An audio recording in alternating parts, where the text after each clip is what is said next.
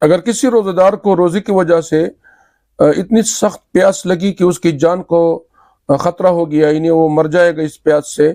اور یا ان کی عقل میں خرابی آ جائے گی، تو ایسی حالت میں وہ روزے کو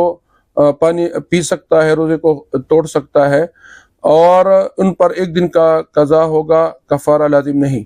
لیکن اگر پیاس اتنی سخت نہیں ہے کہ اس کی جان کو خطرہ ہے اور انہوں نے پانی پیا،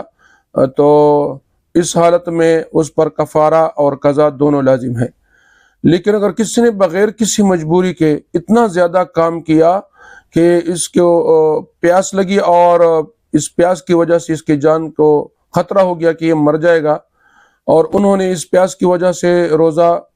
توڑ دیا، تو ان پر ایک دن کا قضا ہے، کفارہ نہیں ہے، لیکن ساتھ ساتھ گناہ گار بھی ہے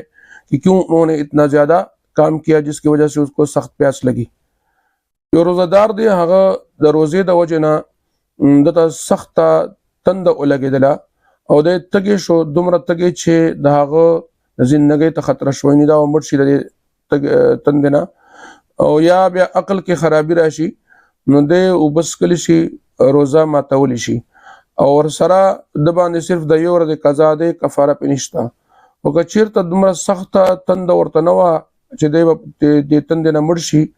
نو بیا به دا چې دی به روزه نه ماتوي. خو که چېرته د بغیر د څه مجبورۍ نه دومره زیات کار وکړه چې هغه کار د وجې نه دی دومره تږی شو چې د هغه د ځان خطره شوه، نو اگر چې دی خو به د زندګۍ بچ کولو دپاره روزه ماته کي، خو ورسره ګنهګار به وي چې ولې بغیر د مجبورۍ نه دومره ډېر کار وکړو چې دی دته دومره سخته تنده ورسېده.